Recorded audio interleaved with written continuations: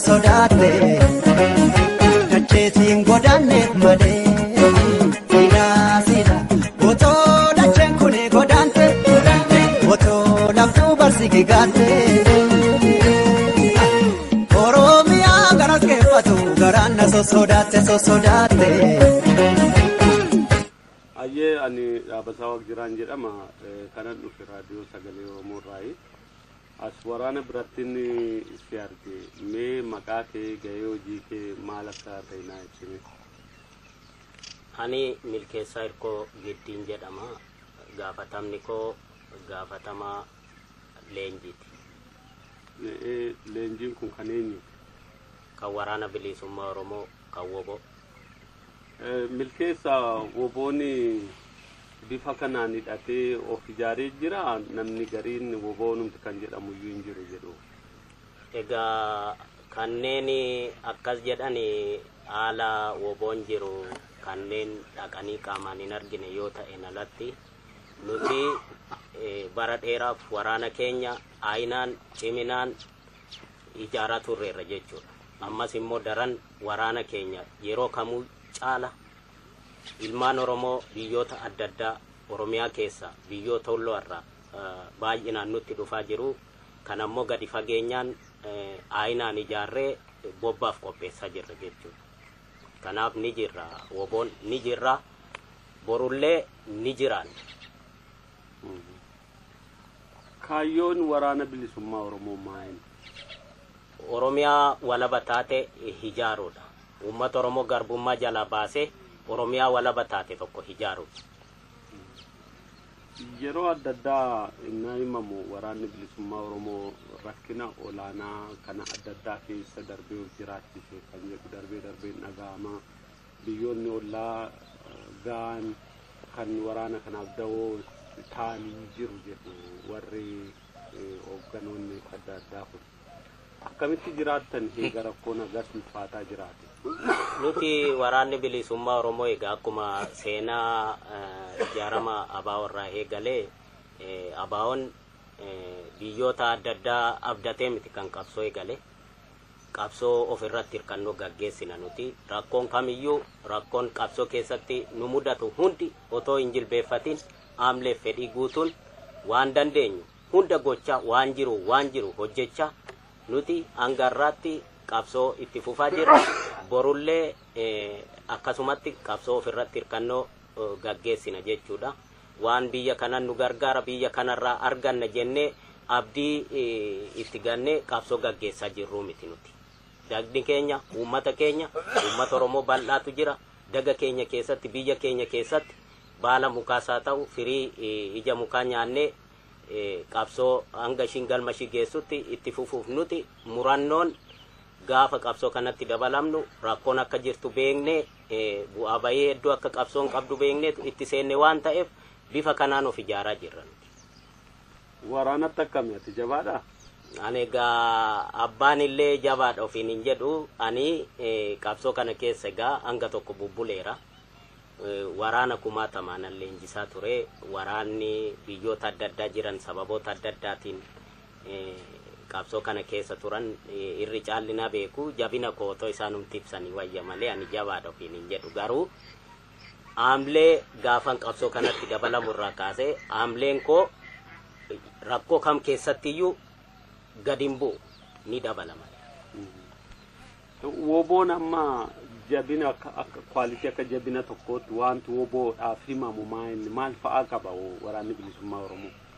Waraanni bilisummaa Oromoo egaa akka jabinaatti wanti duti lafa kaa'uu dandeenyu rakkinoota adda addaatiif injilbeeffatu olola diinaatiin in burjaaja'u akeekaaf kaayyoo ka'eef sana qofa ilaala jechuudha. Kanaaf rakkoon kamiyyuu nu mudatu rakkoo adda addaa qabsoo keessatti si mudata ni beelofta ni dheebofta yeroon itti waan uffattu dhabdee waan uffattuuf waan miillatti keewwattu dhabdee miilla qullaa fi akkasumatti deemtu ni jiraata.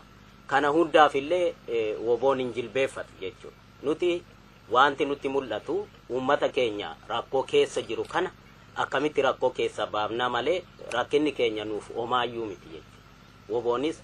Woboon hundi kanneen mooraa leenjii dhufanis kanneen bobbaa adda addaa dirqama fudhatanii deemanis akkuma nani kaa'u kanatti hubatu akkasumatti jiru jechuudha. Jalqabarratti maaltu gara waraana bilisummaa Oromoo si fide? Ani wanti gara waraana bilisummaa Oromoo na fide acuuchaa fi uummata Oromoorra rakkoo jiru nan harga hanga tokko nan hubadha.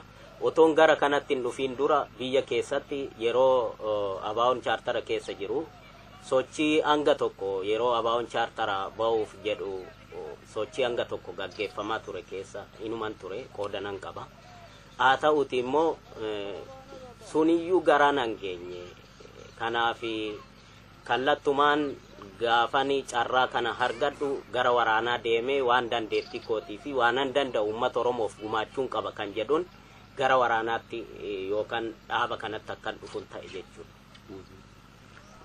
Iddamma dhuftee waraana kanatti dabalamtees ta'ee seenaarraas ta'ee bu'aan waraanni bilisummaa Oromoo qabsoon bilisummaa Oromoo argamsiisan maal wanti mul'ataa wanti beekamaa? Qabsoon bilisummaa Oromoo egaa ABO'n calqabumarraa kaasee egaa ijaarsa isaarraa kaasee rakkoo walxaxaa hedduu keessa qaxxaamureetu sadarkaa kana ga'ee nutuu umurii keenyaan qaqqabnee kunoo qabsoo gaggeessaa jirra.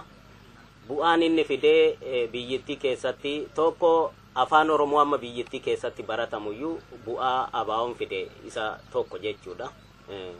OPDO yookaan immoo warra kaan miti kana kan sadarkaa kanaan uummata Oromoo akka inni dammaqiinsa argatu sadarkaa kanaatti akka obbaru afaan isaatiin akkallee barbaadametti iyyuu hin ta'in malee hanga tokko afaan sunii fi aadaan sun akka dagaagu kan taasise bu'aa qabsoo kanaati jechuudha. Kanattis dabalee yeroo ammaa barattoonni biyya keessa fincilli isaan gaggeessan kuni akka namootiin tokko haasa'an otoo hin taane firii yookaan bu'aadhuma qabsoo kanaati. Kanaaf gara fuulduraatti illee akkuma argaa jirru kana kuni bal'inaan akka kanaan duraan ta'u qabsooni uummanni Oromoof bareera idda ABO'n chaartara seenee waa hedduu jijjiirama guddaatu jira jechuudha. Waan biraa miti Oromummaa ofii baruunu waan tokko jechuudha. Dur namni maqaa Oromoo gara maqaa Amaaraatti jijjiirrachaa ture amma faallaa sanaa Amaarriyyuu gara maqaa Oromootti jijjiirrachaa jira jechuudha.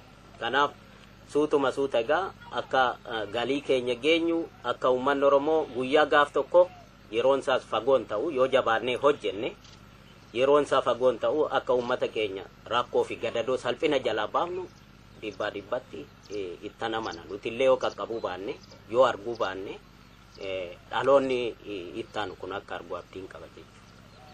Yeroo adda addaa komiin jiru yeroo fincilli biyya keessa gaggeeffamu waraanni bilisummaa Oromoo uummata bira dhaabbatee diinarraa rukunna kan jedhu kaasu. Kanaaf yaaddi qabdan maal? Nuti waraanni bilisummaa Oromoo akkaataa itti qabsoo gaggeessu qaba. Akkaataa kana keessatti immoo waraanni bilisummaa Oromoo yoomiyyuu yeroon itti hin lolle hin jiru jechuudha. Yeroon itti inni uummata isaarraa diina rukunne hin jiru jechuudha. Yeroo ammanii fatiteenyee haasaa jirru kanatti waraanni Oromoo bilisummaa Oromoo meeqatu woboon dirree keessa falmaa gochaa jira waleegamaa jira jechuudha. Kanaaf kuni yoo hololan ta'ini waraanni bilisummaa Oromoo walumaa gala ABO'n gadi fageenyaan kallattiin illee deemee tarkaanfii barbaachisu fudhachuullee yoo baate irratti hojjechaa jira jechuudha waan kana. Kun immoo egaa fincilli suniyyuu bu'aadhuma qabsoo kanaati. Kanaaf yerootti egaa waraanni keenya akkuma beekamu akka namootiin tokko tokko fagoo ta'anii haasa'an otoo hin taane woboon mara Oromiyaa hanga handhuura Oromiyaatti ni jira jechuudha. Yeroo haala mijeeffateetu kallattiin yoo loluu baate haala mijeeffateetu akkaataa mijaa'eefitti tarkaanfiilee adda addaa fudhachaa jira. Gara fuulduraattis ni fudhata. Kana caalayyuu jabinaan waraana keenya ijaarree gara fuulduraatti uummata keenya dhumaatii rakkoo keessa baasuuf ammayyuu nuti gadi fageenyaan of qopheessaa jirra. Halkanii guyyaa hojjechaa jirra jechuudha. Yeroo amma ilaallu waraanni bilisummaa Oromoo ta'uun kun kaffaltiin qabu wanti isinii godhamu hin jiru akka mootummaatti yeroo dheeraa as keessa teessu murtii akkasii kana akkamitti akka nama tokkootti fudhatteetam? Ani egaa tokko wanti na jabeessu kaayyoo kooti. Kaayyoo dhugaa qaba. Addi bilisummaa Oromoo kaayyoo haqaa dhugaa qabatee ka'e. Sanarratti dabalee akkanani waan tokko malee as keessa hamlee guutuun fedhiin qabsootti fufuufi jiraadhu kan na taasisu jaallan koo kaleessa waliin turree falmaa adda addaa irratti qubanii jira. Kan qabsoo kanarratti kana duras qabsoo kana gaggeessuu keessatti qooda olaanaa qabanii ammas jiranitu jira. Kanneen na fuuldura jiran na dura jiran sana hilaalee tan jabaadhani kunoo isaanuu umurii kanaan qabsoo gaggeessaa jiru. Ani immoo maali isa jedhuun natti dhaga'ama malee ani qabsoo kanarraa guyyaa gaaf tokko haamleenis na bu'ee hin beeku. Qabsoo kanarraallee waan addaa tokko kan maquufillee akkan iyyaanne kan na godhu kana jechuudha. Yeroon qabsoo kana keessatti ifattee otoon Oromoo ta'uu baadhee jette jira? Suni ni jira. Suni akkamitti yoo jette gochaa Oromoonumti deebisee Oromoo irratti hojjetu yeroon hargu yeroon natti dhaga'amutu jira. Oromoo ta'uu kootti nan gammada. Oromummaan dhiiga ittan gammada. Haa ta'uuti immoo gochaa namaatu gochaan Oromoon Oromoo irratti hojjetu diinni yeroo hunda nama keenyaan waqaru kanatu yeroo natti dhaga'amu yeroo tokko kana na jechisiisa malee Oromoo ta'uu kootti nan gammadan. Akka hoggana tokkotti yeroo aartu maal gootame yeroo waan siyaasatti dhaga'amu? Anamma qabsoo gaggeessaan jira miti dirree falmaan jira. Dirqama dhaabni konatti kenneen raawwachaa jira. Haa ta'uuti dirqamanni naannoo kanatti raawwadhu iyyuu yeroon haaru nan quubsu jechuudha. Deemeetuma akkuma nama maraatee tokko deemeetuma yooni diinuma waliin deemee wareegama kafalee natti tola. Mootummaa wayyaanee addi bilisummaa Oromoo shoror keessaa dhattee seera fi keessa keessee. Waraanni bilisummaa Oromoo immoo qaama adda bilisummaa Oromooti. Akka ilaalcha isaaniitti innis shoror keessaa dhufu.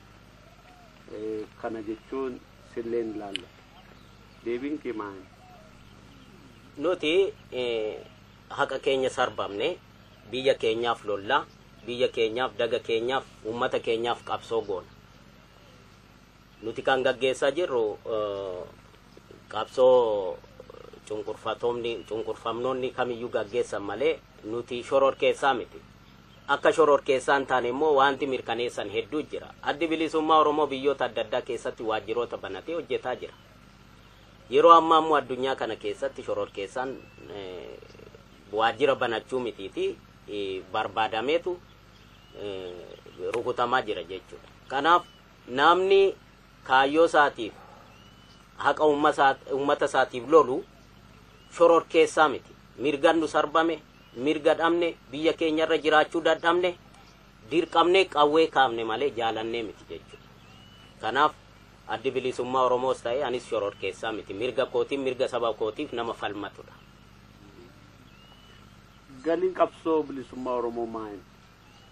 Galiin qabsoo bilisummaa Oromoo uummata Oromoo cunqursaa jala waggaa dheeraaf ture bilisummaa baasee Oromiyaa walaba ijaaruudha. Warri kaan Oromiyaan qaama Itoophiyaati, Oromoon Itoophiyaa ala jiraachuu hin danda'u jedhanii warri falman jiru. Deebiin keessa maal? Nuti Oromoo waan dhabne hin qabnu beekta. Oromoo waa hunda qabna. Namaanis yoo ta'e baay'ina uummata keenyaa yoo ta'e qabeenyaan keenya yoo ta'e alagaatu itti biyya keenya saamaa jira. Nuti wanti Itoophiyaammaatti nu maxxansu tokkollee hin jiru jechuudha. Maal barbaacha Itoophiyaatti maxxan? Nuti warra of danda'ee saba guddaa aadaa afaan baay'ina uummataa qabudha. Kanaaf nuti wanti maqaa Itoophiyaa yookaan immoo Itoophiyaammaatti nu maxxansu wanti tokkollee hin jiru jechuudha. Waan irra barbaannu tokkotti hin jiru. Nuti biyyi keenya walaba taanaan nama of danda'ee biyya keenya miti biyyoota biraaf illee ta'uu nama danda'u. Oromoon qabeenyaa qaba sooressa. Bilisummaa qofa dhabe. Kanaaf nuti yoomiyyuu kaayyoo kaaneef kaayyoo kaleessa addi bilisummaa Oromoo qabatee ka'e hiree murteeffannaa uummata Oromoo Oromiyaa jaaruu ishii kana hidhannoo keenya godhanneetu yoomiyyuu qabsoo kana galiin ga'uuf halkanii guyyaa sochoona. Rakkoon qabsoo keessatti nu mudatu kamiyyuu hin jilbeeffan aamleen keenyas olola diinaatiif olola qabsoon gufachuu fi waan adda addaa rakkoolee qabsoo keessatti dhalataniin aamleen keenya waan nu bu'uutu hin jiru. Gara fuulduraatti illee hanga biyyi keenya bilisoomtutti hanga lafarra lubbuun jirrutti qabsoo kana itti fufna jechuudha. Yeroo adda addaa rakkoon dhaaba kana keessatti mul'atee akka jiru hin beekamaa biyyoonni ollaa hedduun illee akka dhaabni kun keessan sochoone dhiibbaa irraan gochaa jiru. Haala ulfaataa akkasii keessatti mootummaa akkuma amma keessanii kana riphee lolaa irraa mootummaatti jijjiirameen falmaa gaggeessuutti jira bilisummaa Oromoo. Rakkina kana hundumaa danda'ee qabsoon kun akka jiraatu kan godhe iccitiinsaa maayini? Abaa'oon kuni kaayyoo haqaa qabatee ka'uudha. Kaayyoo qabna. Rakkoon uummata keenya beekamaadha. Uummanni keenya akka garbummaa jala jiru Oromoo miti biyyoota addunyaa guutuutu beeka. Iccitiinsaa inni guddaan abaa'oon ganama gaafa ka'u kaayyoo haqaa kaayyoo dhugaa uummata Oromootiif ta'u qabatee waan ka'eef kuni akka dhaabicha yeroo yerootti rakkoon barbaadeeyyuu dhalatu ni gufatti malee akka galmashii hin hanqanne itti abaa'oonis itti amana anis akka miseensa abaa'oo tokkotti itti amana jechuudha. Woboon akkami nyaata kana hin filataa hedduu filatee nyaata? Woboo waan argate nyaata waan filatus hin qabu yoo argate ni nyaata yoo dhabe ija mukaas ni nyaata waan argate nyaate qabsoo gaggeessa jechuudha. Garaan miti nuti gara qabsootti kan dhufne uummata keenya rakkoo uummata keenyaan nutti mul'ata malee nuti waan garaa iyyaan yoo argate ni nyaata yoo dhabe immoo ni bula. Waraana akkaataan itti bulchitanoo sirni talii seera hin jiramoo akkuma argame abbaan arge nama ajajamoo akkamitti bula waraanni? Egaa waraanni keenya abaa'oon gaafuma calqaba ijaaramu sana sagantaa siyaasaa qaba, heera qaba, barruulee kaayyoo naamusaa qaba, akkaataa ijaarsa jaarmiyaas ni qaba jechuudha. Kanaaf nuti immoo abbumti arge akka barbaade godha yookaan immoo akka barbaadetti ajaja yookaan immoo sirnaala waraana kana akka barbaade maksa yoo otoo hin taane waraanni kun adda bilisummaa Oromoo jalatti gurmaa'etu caasaa dhaabichi diriirseen qajeelfamaaf ajaja fudhatee kallattii hundatti dirqama itti kenname raawwachuuf bobba'a jechuudha. Ga'ummaa waraana leenjiftanii hoo akkamitti itti madaan maaliin beeku? Nuti ga'ummaa waraana leenjifnee waraana yeroo tokko qofa leenjifnee hin dhiifnu waraanni tokko gaa leenjii waraanaa xumuran qabu. Leenjii calqabarraa kaasee leenjii bu'uurarraa kaasee waraana keenyaaf akkaataa dirqama isaatiif akka mijaa'utti waraana keenya yeroo adda addaa ni qopheessina. Sochii ni goosifna, leenjiilee adda addaa ni goosifna. Sana keessatti madaalaa deemna. Haala rakkoonni keessa naannoo kanatti isa mudatu. Amma fakkeenya yoo fudhanne woboon egaa akkuma beektu nyaata gahaa hin qabu, uffata gahaa hin qabu, jireenya gahaa hin qabu, lafa ciisa. Kuni akka rakkootti ilaalu. Kanaaf nuti waraanni keenya kana hunda rakkoo jiru kana hundayyuu waa ittiin lakkaa'u jechuudha. Nuti kaayyoo keenya ilaalla. Kaayyoo fi ishii uummanni haala uummanni Oromoo keessa jiru ilaalla malee nuti rakkoon naannoo kanatti nu mudatu hundi waa tokko nutti fakkaata. Yoom bilisoomna ree? Kana gaa rabbi yoo jedhe yeroonsaa fagoon ta'u guyyaa akkasiiti jechuun nama rakkisa. Jabaannee yoo hojjenne Oromoon irri caalli diinaaf hojjechuu dhiibnee waan dandeenyu qabsoon qawwee qofa dhukaasuu miti. Nuti wareegama lubbuu kafallee lubbuu kennina jennee dhufne. Kanneen biyyoota adda addaa jiranis egaa namni iyyuu qabsoo bifa adda addaan gaggeessa. Dinagdeen ni gargaara. Oromummaasaayyuu barsiisuun qabsoodha. Kanaaf kana yoo nuti jabaannee hojjenne guyyaa akkasiiti jechuullee yoo hin dandeenye guyyaa gaaf tokko inuma bilisoomna. Oromoon akkasitti nafu. Kana abdiin itti qaba guutummaa guututti yeroon isaas fagoon ta'u jabaannee garuu hojjechuu nu feesisa. Dargaggoon Oromoo amma gara waraana bilisummaa Oromoo yoo dhufuu barbaadan maal guuttachuu qaban? Dargaggoon Oromoo gara kana yeroo dhufanii wanti guuttatan wanta addaan jiru. Wanti guddaan gara qabsootti dhufuudha. Akkaataatti gara qabsoo kana dhufanii qabsoo kana itti deeggaruu danda'an bakka jiranis ta'anii kan as dhufuu danda'e immoo as dhufuu akkaataa dhufuu danda'u irratti hojjechuu irraa kan hafe nuti akkumaan duratti sii tuqe qabsoo ofirratti hirkannoo gaggeessina. Angas mara rakkoo guddaatti hin qabnu. Waraanni keenya yookaan immoo kanneen dargaggoon as dhufanis hedduu waan rakkoo qabanii miti. Akkaataa nuti itti jirru ni argu. Isaanis waanuma nuti hojjechaa jirruuf gochaa jirru kana nurraa dhaalanii akkuma nuti jiraannutti nu waliin fedhii fi hamlee guutuun dirqamatti kenname raawwatu jiraatu jechuudha. Egaa gaaffiif deebii koo xumuraan jira. Dhumarratti dhaamsatti dhaamtu uummata biyya keessaa ta'u biyya alaa ta'u iddoo adda addaa jiraniif akka waraanaatti waraanaaf isaa ta'u hireensi kenna. Ani egaa dhaamsiin an qabu barattoota yookaan qeerroo irraan eegala. Qeerroon egaa biyya keessaa fincila adda addaa gaggeessaa jiru qabsoo gaggeessaa jiru jechuu dandeenya. Wareegama kafalaa jiru harka duwwaa diina fuuldura dhaabatanii wareegama qaqqaalii gaggeessaa jiru. Akkasumas uummanni Oromoo marti wareegama qaqqaalii gaggeessaa jira. Kana Oromiyaa mara keessa mootummaa kufuuf mootummaa faashistii kana kufuuf qophaa'ee jiru. Kana al tokko kaanee jabaannee yeroo tokko kaanee yeroo tokko dhiisuu otoo hin taane al tokko kaanee ofirraa darbachuu qabnan jedha. Qeerroof kanan dabarsa. Uummata biyyoota ollaa fi biyyoota alaa kana biyyoota adda addaa keessa jiraniif immoo qabsooni dhukaasa yookaan immoo qawwee qofa miti jechuudha. Qabsoon gaggeessuu waa hedduun danda'ama. Dinagdee malee qabsoon gaggeessitu. Kanaaf uummanni biyya alaa jiru kun waan qabu hundaan qarshiin tokko doolarri tokko bar guddaadha. Uummanni Oromoo biyya alaa jiru baatiitti yoo doolara tokko walitti buuse nama tokko miitu garuu qabsoo kanaaf bu'aa guddaa qabdi jechuudha woboo. Kanaaf waan qabu hundaan woboo cinaa dhaabatee abaa'oo jalatti gurmaa'ee tokko ta'ee wal gargaaree jabaatee qabsoon kun akka galma geessu irratti hojjechuu qaba.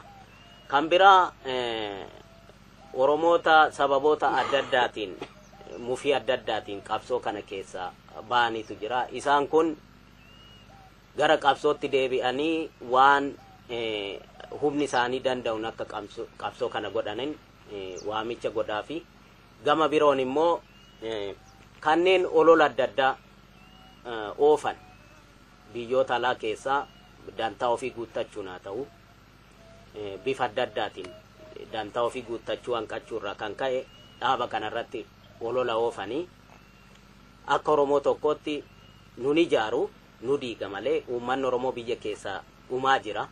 Otoo kana dhiisanii yookaan immoo yoo deeggaruyyuu baatan otoo callisanii taa'anii ani gaarii natti fakkaata. Bu'aa nuun qabaatu. Amma oomitti namni nutti kolfaa. Oromoo numti deebi'ee Oromoo irratti maa holola. Karaa danda'ee adeemu. Akka danda'etti adeemu. Garuu olola warri irratti oofuun kun uummata Oromoo hin ijaaru, hin tokkoomsu, qabsoo kana galiin ga'u waan hin dandeenyeef kanneen akkasii kun otoo waan kanarraa of qusatanii gaarii ta'an jedha. Hedduu galatoomi yeroo dheeraa fudhattee gaaffiif deebiin waliin gochuu keetiif. isinis egaa galatooma fayyaa ta'aa keessa koo waan natti dhaga'amu ibsachuu kootiin hedduu gammadeen jira. Fayyaa ta'aa injifannoo uummata Oromoof rakkoo yeroof hin jilbeeffannu qabsoon itti fufa galatooma fayyaa ta'aan siniin jedha. Ayyee fayyaa ta'u.